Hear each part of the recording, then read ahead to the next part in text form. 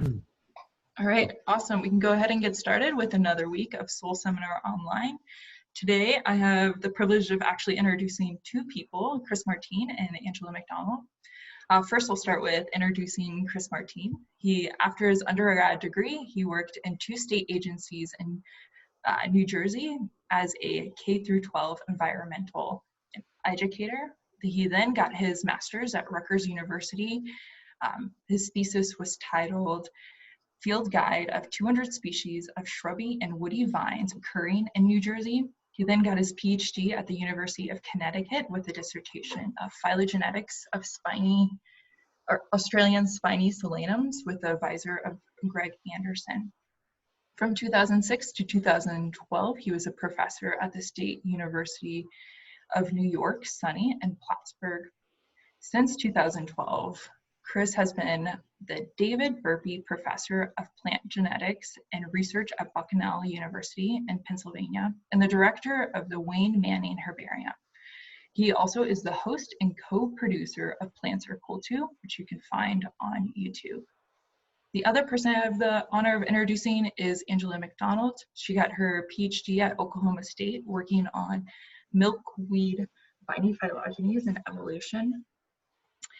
She then worked with Chris at Bucknell from 2017 to 2019, working on rare Pennsylvania plant population genomics and Aussie solanum taxonomy, phylogenies, and evolution. Currently, Angela is working in Chicago Botanical Gardens, working on genome assembly. And with that, Chris, you go ahead and get started. Awesome. Thank you so much. Thank you so much. Thank you for the introduction. Yep, I am the opening act here for the closer, which will be Angela today. And we're just, I'm super excited to be part of this community of people that have contributed to this amazing Solanaceae seminar series. It's been really cool. It's been a highlight, certainly, of my pandemic experience to be able to attend these talks on Fridays. So thanks so much for including us today. We are going to talk a lot, and there's our Twitter handles, by the way, if anybody wants to live tweet. I know Angela promised she would live tweet my section, because that's how it rolls right now. Okay, all right. Just kidding.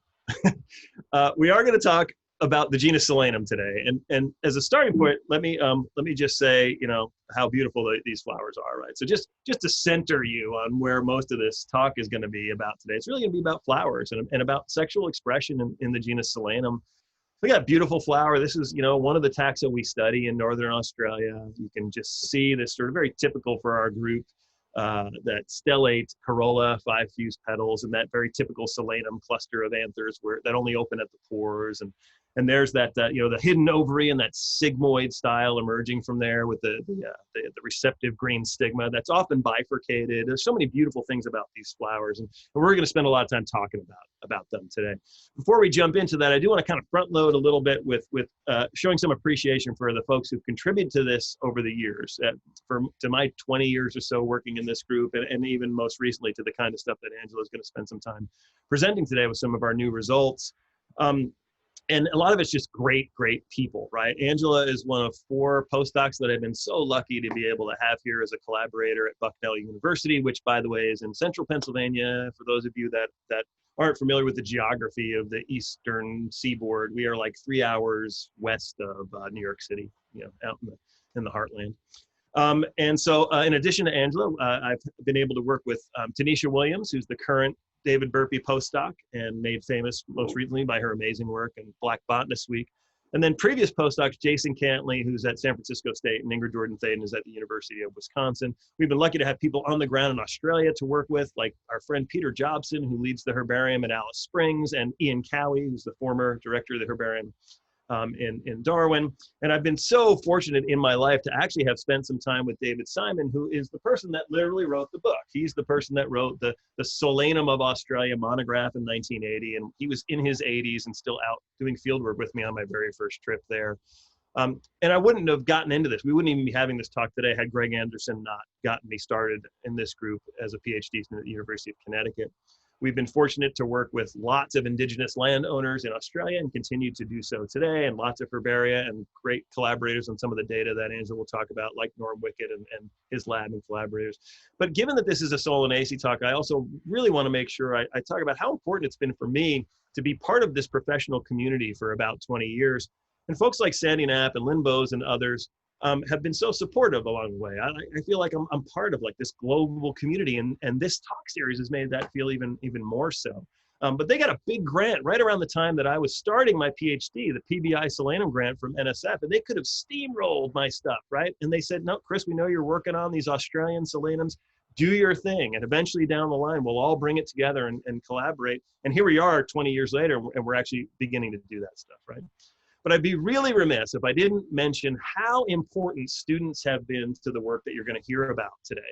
Bucknell is a small private liberal arts university. It's a primarily undergraduate institution, a PUI. And so our focus really is on growing students, right? And over the years, there's been so many, too many to name, students that have contributed to this work, either by directly being involved in solanum projects, or even if they're on other stuff, helping us to like actually take care of all the plants we grow across 2 different greenhouses on campus. Every student in these photos has at some time had a solanum prickle under their finger, right? And a lot of us, I think, know that feeling, and you know, it's a feeling of love around here to have that happen. So you might have heard about some of the work we've done with students in the last few years related to new species descriptions. This is something that we've actually been really intentional about in the last 5 or 6 years. And that is sort of trying to figure out ways to not only engage students in cool projects, but also to get non-scientists to start to pay attention to biodiversity conservation and the act of describing biodiversity, the act of doing taxonomy and systematics. So we've been really intentional, as I said, in trying to not just do the work, but also find ways to promote our new species descriptions through like media relations and outreach and science communications. And we've been really lucky to have at least our last 5 species published in the journal Phytokeys, who you know, as an editorial staff and they have a dedicated communication staff, has been really awesome to work with in terms of finding creative ways to promote not just our work, but biodiversity science in general. We named a species after Mark Watney, the lead character in the book and film The Martian. That got all sorts of buzz. We enlisted 157th graders in coming up with the name Solanum ossicurentum, which got a lot of buzz. And these have been really fun, cool ways for us to spread the word about biodiversity. And I know not everybody feels comfortable doing that sort of thing, but I want to encourage you to give it a try, because there can be some really cool outcomes. And so the only one of these species that I want to say a little bit more about to show you some of those outcomes is our most recent species. And there's a way that this ties into the greater theme about sexual expression in solanums today. In 2018 and 2019, we collected the species that you see in the photo there in a fairly remote part of the Northern Territory. And we noticed some unusual things about it. And we were actually able to tie this population back to a collection that had been made in 1974 that was being stored at the Northern Territory Herbarium at Darwin. This is a collection made by Peter Latz, who's an outstanding field botanist who's still working today. And he put this specimen in a cabinet, and 2 years later, David Simon, the author of the monograph, came along and he said this. Now I'm gonna talk about the different sexual systems that we're looking at evolutionarily today, and I'll get to some of these words here if you're not all familiar with them. But let me just read what's on this label. This has me puzzled also. It is obviously one of the Andromonaceae species, but lacks the male racemes above the fertile flower. I have not seen its like before, but I think it's some variant or aberrant, and then goes on to talk about other taxa that have been described that it might be allied to. But this frustration, this inability to like place this particular taxon in a clean and neat box in terms of its sexual system was sort of like daunting enough to put this in a cabinet and have it stay there for about 50 years until we basically stumbled upon the population again and were able to link it back to the specimen. And it's that very idea that the sexual system going on here was so fluid and so mysterious, right, is what actually got us really excited about this taxon. So we named it Solanum plastisexum in part as a sort of nod to that sexual fluidity. That's a pretty standard paper that describes a new species. But at the very end of the discussion, we inserted this maybe not so subtle sentence, right? The notion of a constant sexual binary consisting of 2 distinct and disconnected forms is fundamentally a fallacy, right? What we're saying is that this species, and many that you know about also, right, show that in solanum and solanaceae, in plants in general, the idea that we have these really clean, distinct boxes of just male and just female is kind of just bunk, right? It's not true for those organisms, it's not true for most organisms, including our own, right? And this was sort of like a way of saying that, and maybe a subtle way, but that still ended up as part of a press release that the journal and my institution put out. And that got us all sorts of cool buzz, including a story in the New York Times. And you know, once that happens, your stuff kind of gets picked up. People begin to see it. And one of the things that I want to point out, there's really two main things I want to point out about why these kind of efforts can really pay off for you scientifically and as a scholar is first, in terms of actually driving people to the work itself, right? This is not very many people would have read this paper, but because it appeared in multiple media outlets, it's about a year old and it's already been visited 9,000 times. That's the actual original paper on phytokeys. But I also want to point you to that altmetric number you see there. This is the one with all the colors. Some of you might be familiar with this. It's sort of a measure of like how much buzz has your scientific paper generated. The highest we'd ever had up to this point was a altmetric score of 162, and that's really high for a new species description. This one, as of today, is 537, which is an outrageous altmetric score. It means that all sorts of people have been talking about our species in online environments where those metrics can be measured. And that's pretty awesome, right? And that's really a reflection of really our willingness to sort of put ourselves out there a little bit and be willing to put in legwork to promote our science. And I really encourage you, I know a lot of you are already doing this sort of thing, but try some of this, right? But the thing that really warmed my heart, right, is that what this led to was one of the most incredible collaborative experiences that I've ever personally had as a scientist.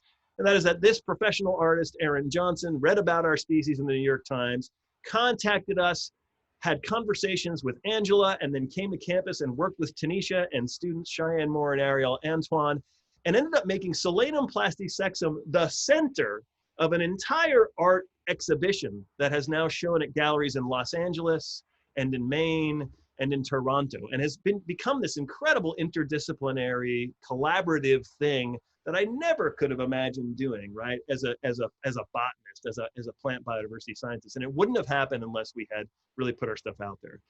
But what this shows me is not just the value of doing science outreach and science communications, but it says a lot to me about how interesting sexual expression in plants can be for people once they're told about it, right?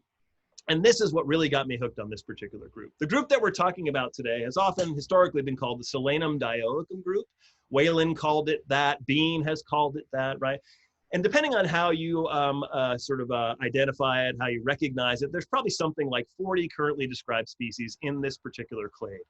These taxa live across about the upper third of Australia, a place we call the Australian Monsoon Tropics, or the AMT. We have, 8-9 months of dry season, followed by 2 to 3 months of monsoonal rain. So it's either really wet or really dry, which is most of the time. And our taxa live in this really dynamic environment, primarily in 2 places you see identified on the map. In the west, we have the Kimberley Plateau, this incredibly beautiful place you should go to, accessed mainly by a single road, the Gibb River Road. And then the upper part you see there is the top end, which is sort of the nickname for the upper part of the Northern Territory. Our taxa tend to associate with rock outcrops, particularly sandstone. So if you can get to these remote places where the plants grow and you can find the stone, you can find the plants. And when you do, you see how beautiful they are. Absolutely incredible plants. Look at the prickliness of these things, right? They are part of the Solanum subgenus Leptostomonum, the misnamed spiny solanums, because these are all prickles, right? And they're gorgeous, right? And we'll find out down the line here how those prickles might be associated with things like seed dispersal and these big, beautiful fruits. But largely, the thing that I've been most interested in, the thing that has gotten me hooked on this group, are the sexual systems that we see across these taxa in the AMT. What we see is that across about 40 species, all sympatric across this region, we have 3 distinct sexual systems. We have hermaphroditism, which we think of as being ancestral in the genus Solanum, and then 2 other things I'll introduce if you haven't heard about them before, called andromonaceae and functional dioecy. So let me walk through each of these, right? The one that everybody's, the easy one is this sort of hermaphroditic condition, right? Where every single plant only makes flowers that are bisexual. In our study group, there's something around a dozen species that up until now have been of sort of unresolved relationship with the rest of the taxa we study. It really includes largely this one complex of species that includes a species called Solanum echinotum that maybe you've heard about, that in itself is kind of taxonomically problematic. But all of the taxa in this group are doing the same thing. Across all of the individuals, every single flower is morphologically bisexual. It does the things you would expect it to do. Those anthers produce pollen grains. Those pollen grains have openings. A pollen tube can emerge and deliver a couple sperm cells. And then you've also got a functional gynoecium, right, with an ovary and a style and a stigma. If fertilization happens, then you achieve female function by making fruits with seeds, right? So you can do both things in every single flower. Let's contrast this with andromonaceae. Now, lots of you know about this sexual system already. It's present in about 14 species in our group. These are often the things we see called bush tomatoes. They do what you see here. Instead of every single flower being bisexual, what we see is a repeated pattern.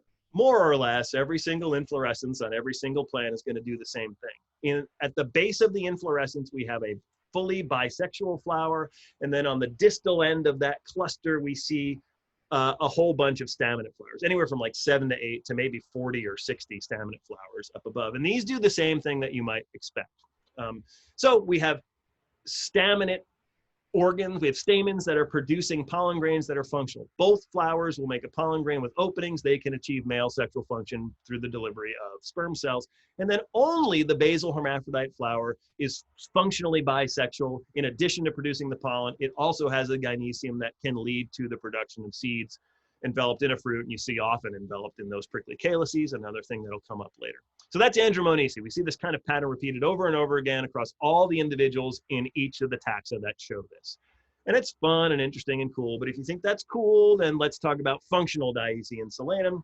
This occurs in, I don't know, Sandy's here, 6 or 7 other independent places around the world, but the place where there is the most of this, for whatever reason, is in Northern Australia. And this is how it looks in those taxa. What we have, and dioecy, like if you know about it already, right? You've got separate male plants, separate female plants. We look at hollies or willows or cannabis, and it's morphologically pretty obvious what you've got there. You know who's a male, you know who's a female.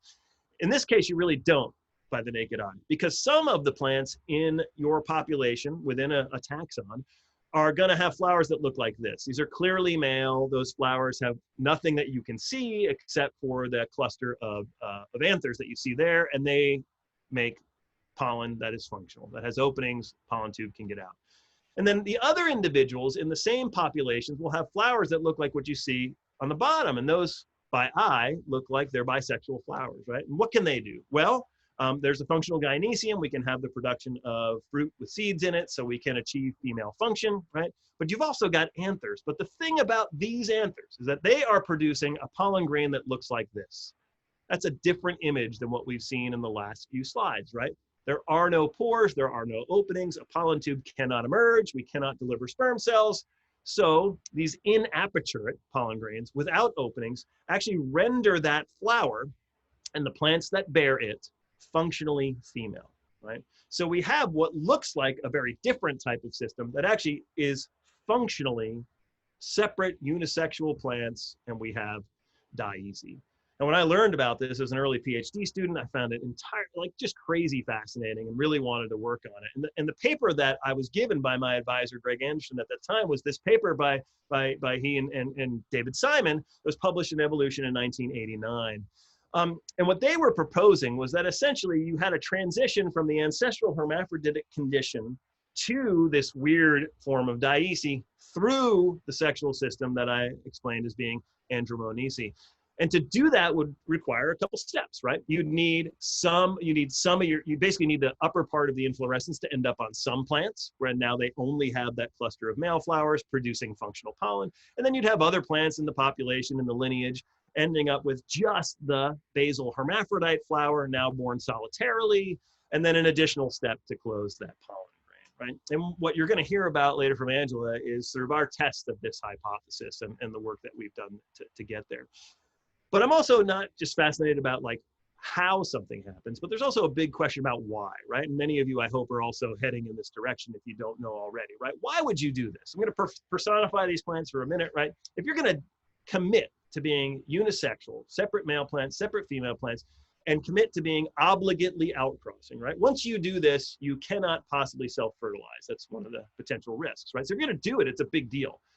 But if you're on the female side and you're gonna be totally functionally female, then why are you putting energy into continually producing both male organs as the stamens and filling them with non-functional pollen? That's a pretty big energy expense. Why would you do it? Well, lots of you are already jumping to the correct conclusion, right? In solanum, we typically do not have a nectar reward. A lot of these plants actually make extra floral nectar, but we're not sure what's going on there, but not in the flowers, right? So the bees that are functioning in this system, which we know of as a very tight pollination system, we call the buzz pollination syndrome, right, are coming to these flowers for pollen. So if you want to maintain pollinator fidelity, what do you need to do? Well, you probably need to still have anthers because you need to attract those pollinators to your flowers. You need to create that contrast between the anther cone and the corolla. And bees are pretty smart, right? So there's a chance they might also figure out that certain floral morphs may not have the pollen load that others do, right? So if you want to maintain fidelity, you need to bring the pollinators in with the anthers and also give them something to keep coming back by continuing to produce this in-aperture pollen.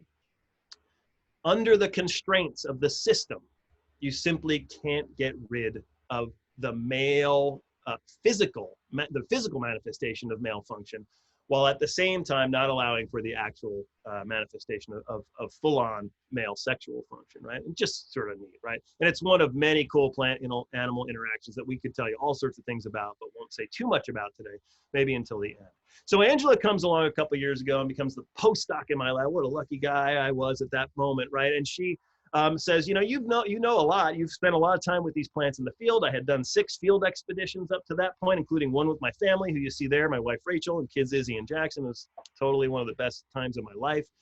And Angela said, yeah, you know a lot and you've seen a lot, but all these observations you've made are going to mean a lot more if you actually finally have a comprehensive phylogeny for this group. And as you'll hear in a minute, we did try a couple of things, but Angela came along and said, there's tools out there now for us to really nail this down. And she basically said, I'm not going to work with you on this anymore unless you say, let's do it. And I said, let's do it, but only after she said, bring on the gene trees. And when she said it, she was eating an apple off a knife in the outback. And I knew there was no way I could not get behind this idea because she was ready to go. All right. So what I'm going to do now is kick it to Angela for the rest of this talk, unshare my screen, and she can pick it up from here. All right, let me share my screen. Thanks, Chris. That was a really great, interesting introduction.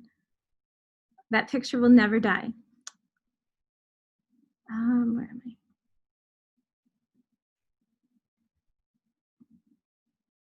All right. So here's this slide again, just transitioning to me talking about the gene trees and that Chris had mentioned. Oh no, here we go. So I'm going to talk a little bit about some of the previous phylogenetic work that made me say to Chris why we needed a comprehensive or more well-resolved phylogeny of this group to put some of these really interesting observations into a context. So this paper was a part of Chris's dissertation. It was based on 2 loci, and this tree suggested to him at the time that dioecy evolved one time, once, and it diversified in both the Kakadu National Park and also in the Kimberley Plateau. And that was really well resolved, and it's shown here by this D. And the Andromoniaceae evolved one time, and it's a somewhat unresolved relationship to some other Andromonaceous and hermaphroditic species. So not a super clear result. The support varied based on the analysis, not too satisfying. Since then, Sarkinen et al. Had published this really important framework paper about evolution across Solanaceae using 7 nuclear and plastid loci. And here I'm going to show you a pruned tree from that larger tree so that we can look at these Australian species, Australian and related species. So here, this tree suggests that dioecy has evolved twice. once in the Kakadu, once in the Kimberley again, and that Andromoniaceae evolved once. And again, I'm not showing support values on this tree, but this tree was also not well resolved in this area of the phylogeny. So this appeared to be a very difficult group to try to tackle phylogenetically, at least. Most recently, in a paper that was published last year, started by Ingrid Jordan-Thaden, a previous postdoc with Chris, we used 7 nuclear loci to try to reconstruct the phylogeny. Again, we didn't get a lot of support among backbone relationships, but this paper did suggest, this analysis suggested, that dioecy evolved between 1 and 2 times. Again, we found this Kimberley dioecious clade and a Kakadu dioecious clade, and that Andromoniaceae evolved once and appeared to be more closely allied to the Kakadu dioecious clade. But without the support, all of our reconstructions of character evolution were, again, not super satisfying. So the goals of this project, and what I'm going to be talking about for the rest of this program, is a more resolved and a better supported phylogeny that we have been trying to estimate. I'll also talk a little bit about conflict among gene trees, as well as some evolution of different traits. So we sampled fresh tissues from previous expeditions that Chris had taken, as well as a trip that we took in 2018. But herbarium tissues were also really important to this study. So we included 112 taxa, many of which in Australia were represented by multiple specimens. And we used the Angiosperms 353 kit that was from Arbor Biosciences that you probably all know about, but we can talk about more later if you like. And here I'm showing the sampling of herbarium tissue. So this is me, a previous student of Chris's, Cheyenne Moore, and Chris's mom sampling herbarium specimens at the New York Botanic Garden. So this is a slide that gives a rough overview of the methods that I used. So on the left, I'm showing the nuclear pipeline, and I'm also showing a very brief plastid pipeline that I used. But basically what I want you to take from this is that I'm going to be presenting a nuclear species tree, an estimate of the plastome side of things, the phylogeny, as well as results from a discordance analysis, a look into the hybridization among specific taxa, and some character state reconstructions. So overall, on average, we had 5.25 million reads per sample. About 25% of those were on target, meaning that they were mapped to these loci. And on average, each locus was 755 base pairs long. I just want to side note here that since I'm talking to the Solanaceae seminar group, that Angiosperms 353 appears to work really well in solanum, and these data sets are combinable. And so this is a really great opportunity for us to collaborate as a group working on a family. So now I'm showing our estimate of the phylogeny of this group. This is based on the supercontigs, or the introns plus the exons for each locus. And that was really critical to getting a resolved phylogeny for this group. Unlabeled nodes here receive full support, and these red branches are showing areas where there's less support or really no support. At the tips, I've labeled 9 different lineages, and the relationships among those are well resolved mostly.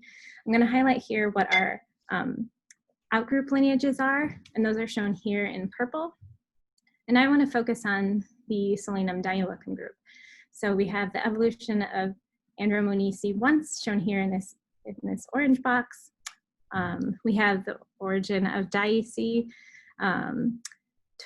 between 1 and 2 times here in the Kimberley, and here in the Kakadu dioecious clade. And sister to the Kakadu dioecious clade, we have this very interesting echinatum hermaphrodite clade, which we're calling the echinatum lineage. And so that was a sort of surprising result of this analysis.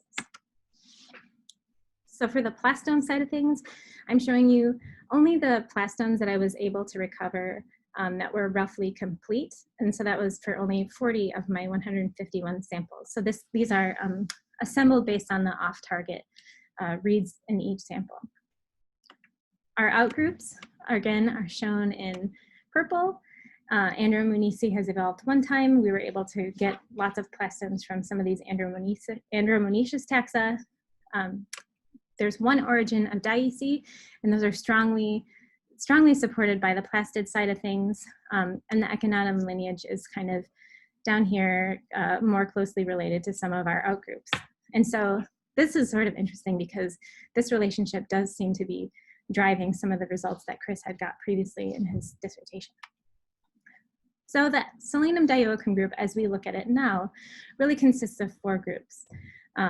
We have the Andromonaceous bush tomatoes, which I'm showing up here, the Kakadu dioecious group, which I'm showing here, the Kimberley dioecious group here, and this echinotum hermaphrodite group, which we admittedly know less about, but this is a really exciting result, something that we need to dive into further.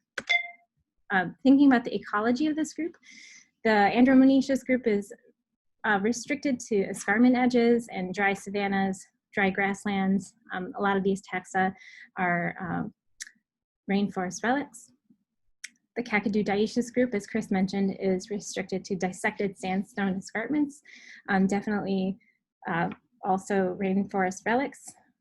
The Kimberley dioecious group is found throughout the Kimberley and is found in a variety of habitat types and substrates, and it's much more widespread. And the echinotum group is found in a variety of places throughout the AMT, and it is, they do seem to be species that are weedier. So I want to talk about some of the conflict that we found. So here I'm going to show you a look at some of the support values that we got for our tree. The first thing that you'll notice in the background here, I've kind of chopped off the tips and I'm just showing you the relationships between groups. There are a lot of short branches. There are also a few red branches, which I'm going to highlight with these orange arrows.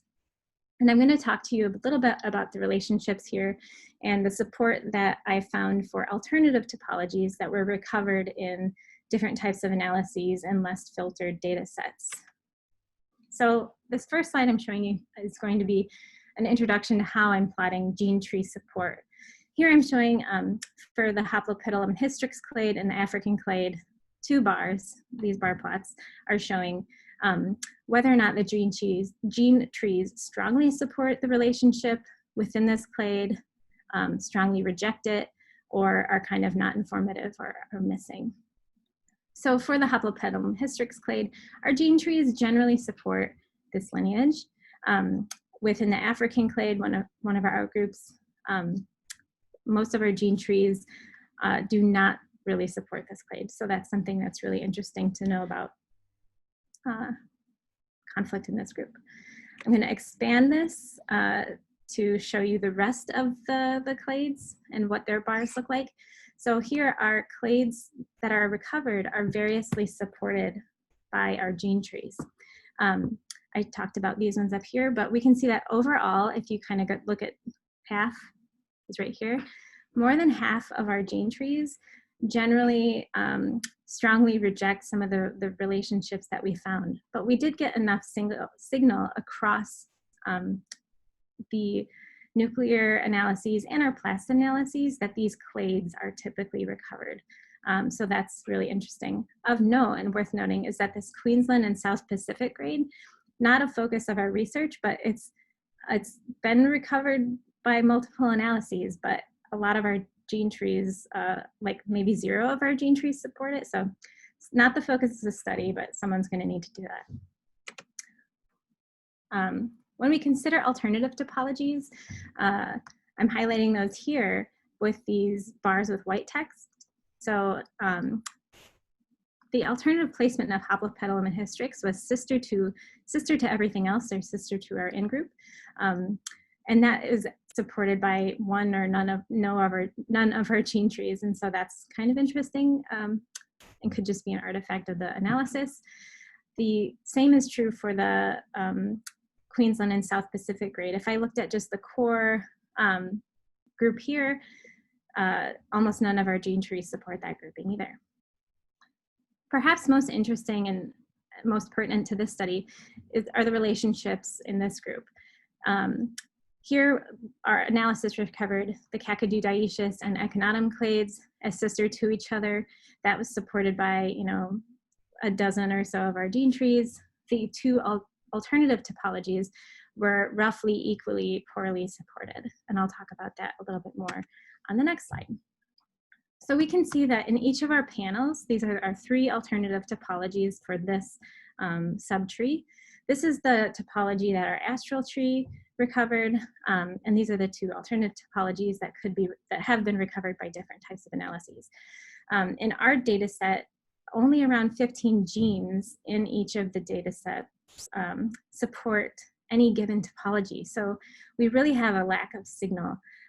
When only 1 to 3% of the loci that are included tell us anything, and these occur in roughly equal proportions, we can see that our 3 competing topologies are roughly equivalent, and so this should probably be collapsed into a polytomy.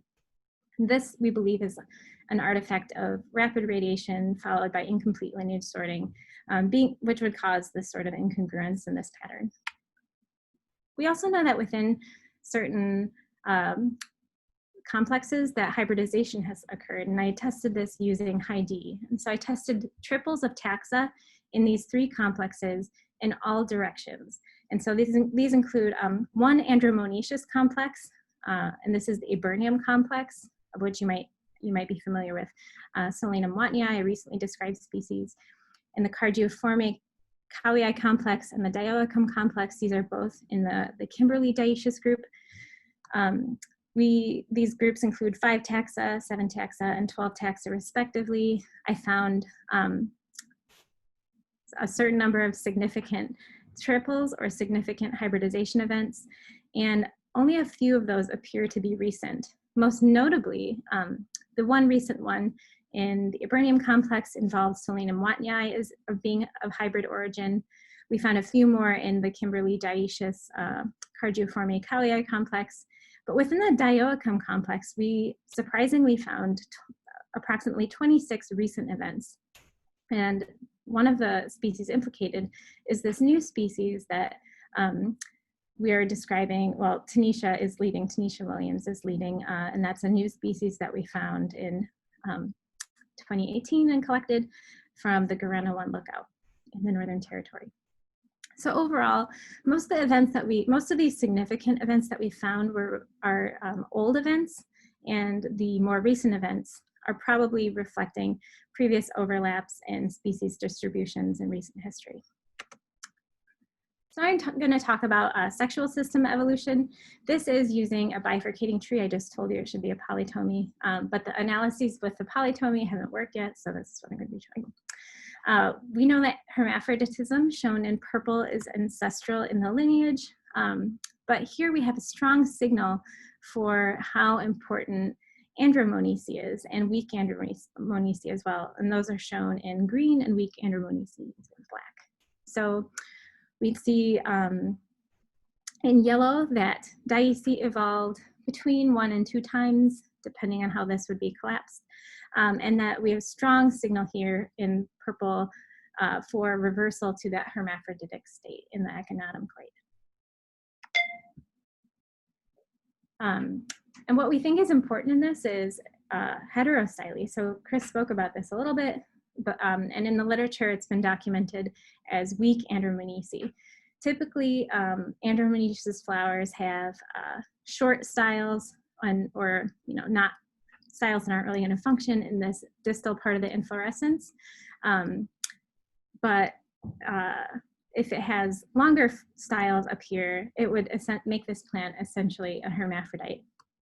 But we know that andromonacy evolved before dioecy, and dioecy is probably derived from it, given our phylogeny, and that the evolution of dioecy would require additional steps that Chris very nicely outlined earlier in the talk. So another thing I want to bring up is leaky dioecy, and this occurs in dioecious plants where male flowers produce reduced gynoecia and make the plant functionally a hermaphrodite. And so here I'm showing the male flower here and here in these two dioecious species that are producing kind of rudimentary or reduced female reproductive parts. And so the reversal to hermaphroditism from these dioecious species could be explained in this ways. Overall, I want to just reinforce that there appears to be a lot of lability in a lot of ways. Oh, and this is important too. So here's a little fruit on a male solanum dioecum. And now I want to talk very briefly about revisiting calyx form and fruit dispersal. So this is something that we talked about in the paper that a paper that came out last year, where calyx form and dispersal are really important. We know that a crescent calyces, or a sort of typical calyx, if we could call it a typical calyx, is ancestral in this group. But within the dioecious group and the echinotum group,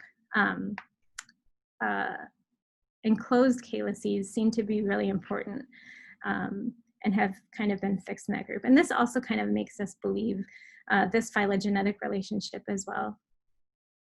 This could be, this character could be a predispersal defense as well, but it may be correlated with dispersal by animals, because it also appears to be correlated with the evolution of epizoochory, where animals, instead of consuming and ingesting the seeds, are dispersing them through the fruit sticking to the fur, for example.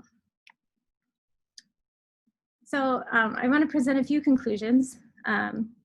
We have presented here an improved phylogeny. It's hopefully our final phylogeny, or nearly the final phylogeny of the S. dioecum group. There is considerable conflict in the gene trees. We have some evidence for hybridization in some complexes. We know that sexual system and calyx form is labile, and it does appear to be related to variation in expression of the sexual parts of the flowers. The phylogeny is really important because it is going to be a framework for future studies. And we know it's going to be important because diversification in this lineage is still happening, as Echeverria-Ladonio et al. Have pointed out in this really nice paper that came out earlier this year, where the species that we work on in solanum appear to be diversifying.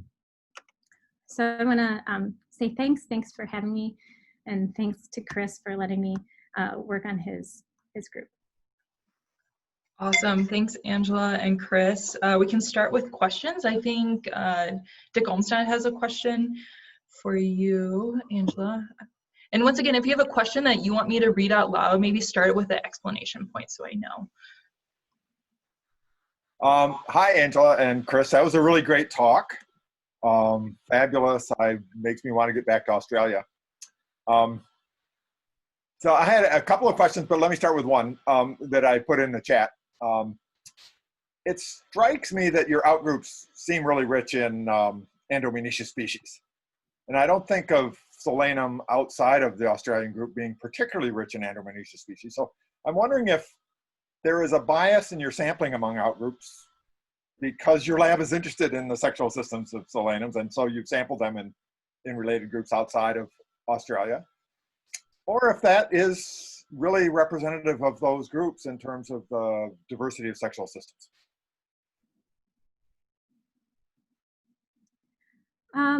I don't think it's I'll start, and Chris, you can pop in, of course. I don't think that it's a bias that we tried to, we didn't try to sample a bunch of andromonoecious species. It could be an artifact of what we were able to get a hold of. And so we basically sampled any tissues that Chris had laying around from his previous phylogeny attempts, but we also sampled tissues that were sent to us from people, and probably most importantly, tissues that we were able to successfully get DNA out of from the New York Botanic Garden. And a lot of our sampling was informed by the dated 1000 tip phylogeny paper and the closely related non-solanum dioecum group taxa that were included in that work. Yeah, and we see a lot. There's actually a lot. Andromoniaceae is prevalent in the eggplant relatives of Africa, for example. It's all, most of those taxa are expressing as Andromoniaceae as well. So the old world spinies have quite a bit of it going on. It's also been interesting, sort of when we were coding for that character, we were finding that that Tony Bean has been kind of revisiting a lot of taxa that had been described as being hermaphroditic, but now he's now describing them as being weakly andromonaceous or occasionally andromonaceous. So the liability within all of these systems has only recently begun to get recognized even more. So I think some of our coding is reflective of sort of a newer understanding of what's really going on about flip-flopping in these lineages. Thanks. Tina has a question. She checked out, so you might have to read it. Oh, okay. She said, she had a comment. So fantastic, sorry. Oh, sorry, you have to go. Sedimus, the rest of the gene tree conflict and such a common theme in so many phylogenies right now. I had a question. How certain can we be about the signal you find in hybridization events when the branches are so short, i.e. indicating that there's very little data? I think that's a good question. So I think there's a difference between the phylogenetic signal and the signal that we find for evidence in hybridization. So, and that the characters, the same characters are being used, but they're interpreted by those analyses in different ways. So it is a really good question, and something I should definitely think more about. But I think with HID, or the analysis that I used, it's using all of the invariant sites to try to estimate how much of the sequences in the putative hybrids, when you're testing the hypothesis, how much of the sequence is shared, and it doesn't appear to be like, I'm not explaining this very well, but it's like an ABABABA test using all of the sequence data. So not just like the phylogenetically informative sites or the sites that would be useful to a likelihood analysis. So like maybe the question is also like, how confident are you it's hybridization versus just incongruency, like lineage incomplete sorting? I feel fairly confident that that those sorts of analyses detect hybridization accurately, but that's probably something that I should read more about. So you say that speciation is happening and occurring quite often. What is your like hypothesis of what's keeping these species separate or making these lineages kind of not have gene flow anymore? Yeah. Well, I think it's isolation, right? Yeah. Yeah, I think that's what it is. Yeah. Sorry. No, go ahead. I think what we have is a lineage that has previously been a lot more widespread, and what we are seeing is radiations based on, like Angela said, sort of biogeographic isolation, right? As Australia has become more and more arid over the last 3 to 4 million years, we have distributions that were wider that are now shrinking, right? And so that's partly why we see these complexes of very similar morphotypes that may or may not be the result of hybridization, right? But it's these shrinking ranges. And so many of our taxa are like just sitting in these remnant sort of habitats on sandstone and other places, along with things like some of the palm species that occur in some of those same remnant sites. So it seems to be that's what we're picking up. Yeah. You find the populations are kind of small, or are they big enough that it's like, this is why you have the leakiness, or like, is it in the seed bank for a while and like things pop up and that's why you're having this leakiness? Yeah, for some of these taxa, yes. And we could hypothesize that one of the things about leakiness is that it's kind of an insurance policy for being able to still make a fruit if you're the last male on an outcrop. And we do encounter individuals that are the only ones around, right? So it may be a way to sort of get back out of unisexuality, which typically in our thoughts about dioecy, it's kind of an evolutionary dead end. You don't come back from that, but we have evidence in our phylogeny that we have a whole lineage that basically switches back off of unisexuality to hermaphroditism, which is one of the most fascinating things about these results right now. So. Okay, sorry, and Tina actually had another question before she left, and she wanted to ask why most dioecious groups have the sigmoid styles and what's the function there. Mm-hmm. There's sort of this, it's primarily the sigmoid styles occurring in our andromonaceous taxa. Most of our dioecious species, have straight styles and then a bifurcating stigma, right? And I think both the bifurcating stigma and the sigmoid style are all about sort of like offsetting the position and the receptivity of that stigma, right? So in our andromonaceous species, it's that basal position. That's usually the first flower of D visits when it arrives. So I think perhaps it's a way of sort of keeping that receptive surface off the cone of the anther, right? A lot of us can say the same thing, right? And I do think that's what's going on there, right? I'm not sure about the function of the bifurcating stigma in the dioecious taxa, but Avery Russell, who's here, I know is going to grow some plants and try to figure that out. I think Pat has a question. Pat was wondering if you tried intercrossing with these species. You should show Dan's slide. I deleted it out of my talk. Oh, I don't have it up. But yes, we had a student, and we're going to get this paper out soon enough. We have a student who did an honors thesis where at the time we had 20 or 25 of these taxa in cultivation at the same time. And Dan Hayes did an honors thesis where he did every possible crossing combination across those 25 taxa. He individually did more than 4,000 hand pollinations, and what he found was that every single species that we had is capable of hybridizing with every single other species. Wow. Yeah, which is nuts, right? And so to the point about what's maintaining their distinctiveness, it's certainly a geographic thing that's right. keeping them separate. But yeah, there's the reproductive boundaries are more or less not there, to varying degrees, not there. Wow. I had another question too. When you look at the pollen of that lower flower in the functionally dioecious species, is it viable? Have you tested for viability, and have you tried germination assays? Because there are Arabidopsis mutants that don't need apertures to germinate.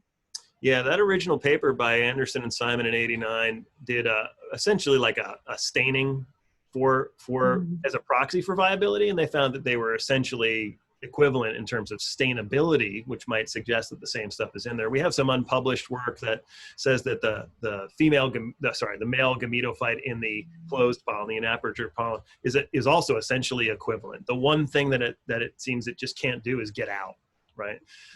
We have some other data that we're working on right now that is a amino acid and protein comparison between the two pollen types in the dioecious taxa, and we do see some slight differences in those as well.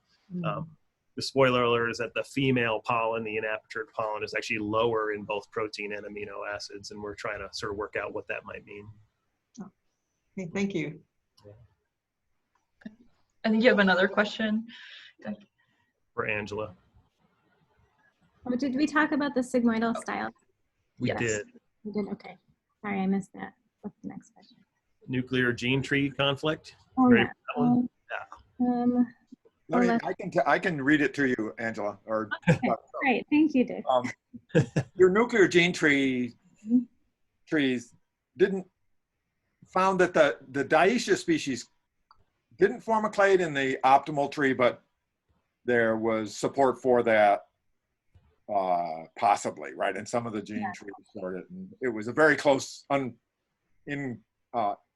poorly resolved trichotomy there. But in your plastid tree with large numbers of plastid genes, that was pretty well resolved, showing strong support for a single clade of dioecious species, right?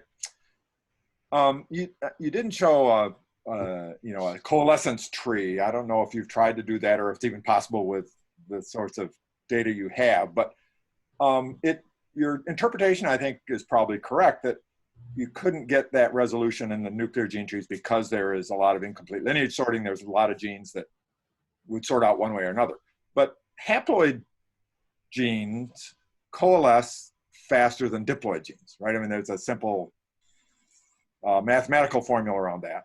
And the chloroplast is haploid, and it's showing you strong support for a monophyletic dioecious group.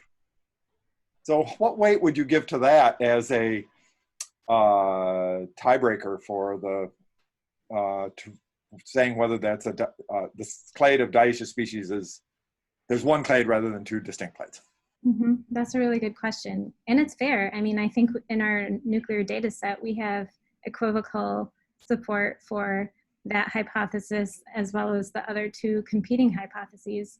I think another thing that could explain that would be a chloroplast capture event. You know, we know that within, I haven't tested it among the two dioecious groups, but within the two dioecious groups, we have evidence for hybridization, old hybridization events that could also explain how a chloroplast capture event could have happened and then been, it would just need to be maintained and carried throughout the generations. The other thing I think that's interesting is that the reconstruction of calyx form really suggests, the reconstruction of calyx form suggests that maybe that's not related, the close relationship of the dioecious to those hermaphrodite species. So it's a good question. It's a fair question. I think there's some weight to it. The other thing to consider is that that plastid analysis was pretty quick and dirty that I presented and needs to be more carefully done. So, and it only included one of the dioecious species in the Kakadu dioecious clade. So you could be right. I'm willing to entertain that, possibly, but I think a polytomy is probably something I'm more comfortable with. Polytomy is an absence of evidence, right? I mean, you're not saying that there is an explicit hard polytomy because that's unlikely to have actually occurred in nature. Not impossible, but it's probably unlikely. Yeah, there's not really a good way for us to know. Yeah. Unless we could find a time machine. Or unless you could obtain longer gene regions, because each of your nuclear gene regions is short. Well, that was an average. So I also did an analysis, which I did not present, where I looked at just the longest. I think I selected loci that were over 1,000 base pairs long, and got one of the competing topologies. I don't remember which one, but I don't think it was. I don't know. I would have to look at it.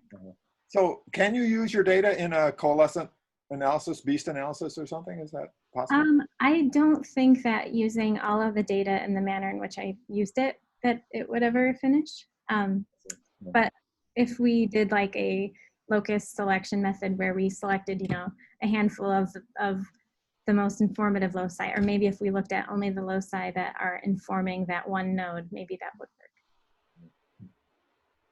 But I haven't done that yet. So. Yeah. Thanks.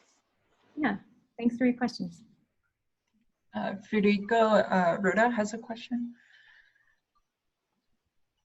Yes. Hi, great talk. Yes, I have a question which at this point might be a little bit silly, but so from your description of the species in Australia, I understood that they are not in sympatry usually, or do you have sympatric species? Typically, when they're sympatric, they represent different sexual systems. So we have sites where there's a side by side, there's a dioecious species, an andromonaceous species, and a hermaphrodite species.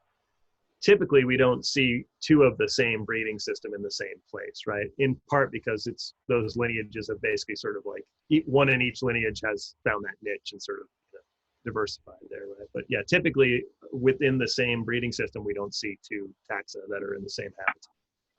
Okay, so maybe then my question makes sense. So do you think that having at least having different sexual systems in the species that are sympatric reduces hybridization between them, or has no effect on how likely hybridization is?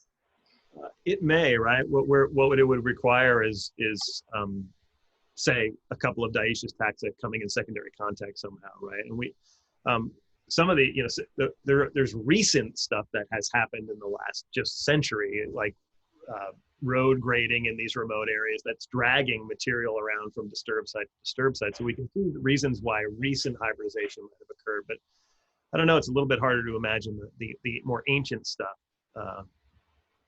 except to say that ranges might have just been over time expanding and shrinking and expanding and shrinking. Just to add to that a little bit, so within the, I think Federico, you're asking about hybridization among sexual systems, right? Yes, between, yeah. Okay. I guess I have no comment. I was going to talk about within the andromonaceous group. Yeah. Not related. Well, yeah, it's in general. It's like, do you have that could be that those non-hermaphroditic sexual systems could have evolved to kind of prevent hybridization or make it less likely? I guess the answer is probably not, but well, I'm still asking. Yeah, you never know. And actually, to your point, it might actually be more likely in the present day for species in two different sexual systems to now hybridize, right? And we now know through the data that Dan did that it's actually possible to happen. Yeah. So yeah, we're doing a study right now with a student here at Bucknell where we're trying to see what happens when you combine an andromonaceous species and a dioecious species, right? What do they look like? What breeding system do they have? So far, all we can get any F1 to do is be just like the mother, just like the pollen recipient. So the form always is just the pollen recipient, at least in the F1. But we're trying to sort of span it out now. So, yeah. Cool. Thanks a lot. Yeah, thank you. Does that make it seem like there's almost like a chromosome region that is regulating sex then? Is that what you're thinking? Like it's a big chunk from the mom? Yeah, I'm afraid to answer. I mean, okay. yeah, and we've talked with some people who are interested in trying that out, right? So we've had some conversations with Leonie Moyle and some other folks about work that is starting to get picked up, to do this sort of thing. So, yeah, I mean, there's no identified sex chromosome stuff going on, but maybe a region, right? Yeah, maybe that's what's going on. Every cross we've ever done, the offspring look like the maternal parent over and over and over. Yeah. I think Rocio has a question. Oh yeah, great talk. Yes, I really like it. And also, well, I have a question about that. I found very interesting that you have found that these accrescent calyces that are spiny as well could be related with epizoochory. And I wonder if you have tested that in other groups of the spiny solanum. Like I know that Solanum mayoriense, for example, that is from Madagascar, has also this, but more inflated fruiting calyx with the spines. I don't know if you have tested that also in other groups or just in the ones from Australia. No, we have not looked at other groups. Yeah. Do you think that could happen the same? Like it would be always related to the dispersion of these fruits? And have you seen any pattern of how these spines are arranged over the calyx, or? Yeah, they typically are at varying lengths of so they're dense for starters, right? And they're not all sort of like one sort of consistent length. There's lots of short and long, right? And they're really, they tend to be pretty long and really prickly. Some of the taxa are really, really well armed at the calyx, and some of these plants, once those fruits are mature, they just drop off the whole fruit with the calyx still fully enclosed and just nothing but spines. And those fruits then become hard and bony and light, right? And you can imagine the whole unit getting dragged around. But we don't have evidence for it, except for I threw some on my dog and they stuck. Oh, that's awesome. Thank you. Is there any other last questions before we head out? All right, well, thanks, Chris and Angela. was a great talk and awesome. Next week, we'll be going to the Amazon and talking about some Solanaceae systematics and taxonomy from Leonardo Giacomin. Yeah, sorry. So tune in next week. All right, thanks guys. Bye. Everybody, nice work, Angela. Nice job.